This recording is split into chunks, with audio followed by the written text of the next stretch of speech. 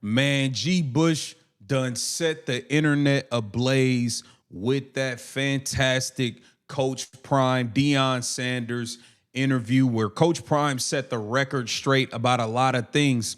And they made the decision to turn the other cheek and not get petty like G. Bush could have gotten petty and pull receipts on all these Mary Kay Cabotts and all these Adam the Bull, all of y'all.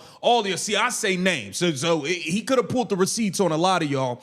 But what we do have is we got ESPN Cleveland. You got a lot of local Cleveland media not trying to really give this interview the light of day, but you can't help it because it's viral. It's everywhere. And G. Bush is now, he's clearly the face of Cleveland media. And I think that's the best thing that's happened because any player from Odell Beckham to Baker Mayfield, etc., they've wanted nothing to do with y'all. And maybe with the new face in Cleveland media, like a G. Bush, maybe the relationships with actual players that come through will be better moving forward, and you finally have somebody pushing truth that's not relying on some backing from other people to where he has to lie and go with these imaginative stories, like the quarterbacks in 2030, stuff like that. We can actually talk real stuff.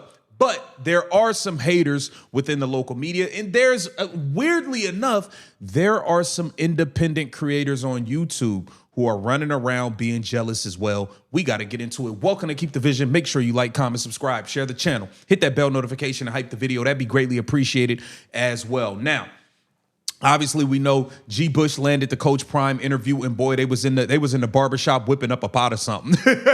All 4 stove burners on, whipping up 4 pots or something is what Coach Prime and G. Bush was doing in the barbershop. Now, I saw independent creator kind of downplaying G. Bush's interview and trying to pick it apart. And I'm just saying this here, man. The fact that he went and landed Coach Prime as an independent creator is a beautiful thing, as he stated, and it's not just for him. It's for all of us.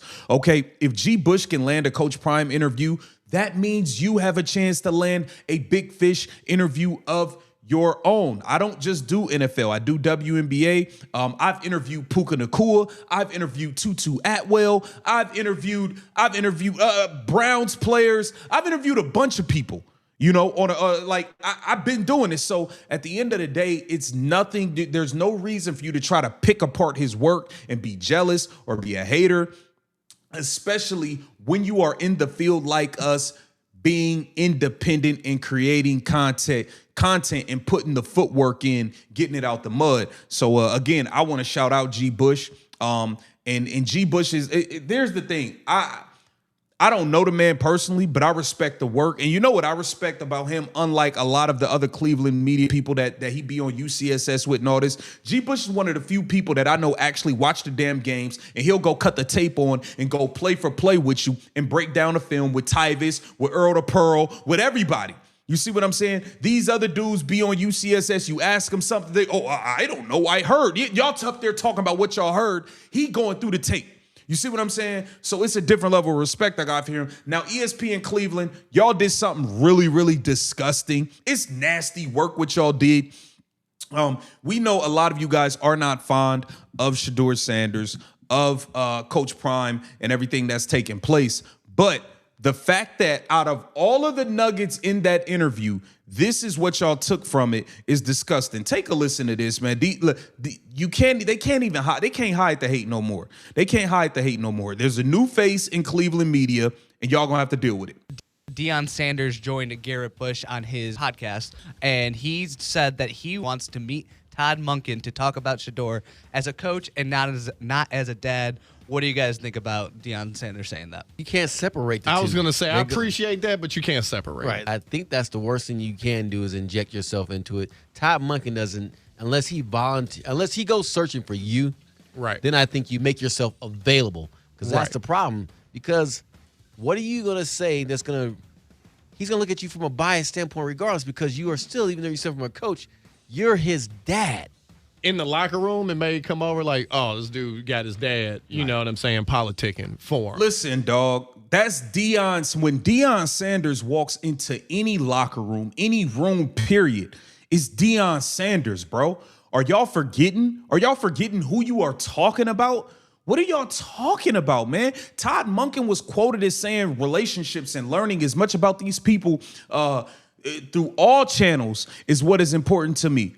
Well, what better way to do that than to talk to Deion Sanders himself? And you've already had a relationship with the kid. You guys wanted Shedeur in Baltimore. The fact that out of all of it, man, Coach Prime was gracious with his time. Out of all the good conversation and dialogue and points that was made, this is what y'all chose to make a segment about. Y'all didn't choose to make a segment about when he addressed Shedeur being able to read defenses. Y'all didn't choose to do none of that. Y'all chose to talk about, oh, well, if Coach Prime comes in the locker room, it's gonna look like, oh, you got your dad in here caping for trying to put the word in for you. It's nasty work what y'all doing over there, man. So, to each his own, and I'm sure Todd Monken will be like, yeah, let's meet and have a conversation. But I don't think it's possible to separate coach and dad. That is what they took from that incredible interview. That is what they chose to make a segment about over on ESPN Cleveland. Nasty work, man. Once again, shout out to G. Bush, man. He addressed the Coach Prime interview and just the benefit for everybody, man. Let's take a listen to it. For me to be able to land that interview isn't just for me. It's for all independent content. It's all for all the people who are out there who is just, have passion for telling stories and have passions for the truth and have passions for, cultivating and being able to do a grassroots effort with their people.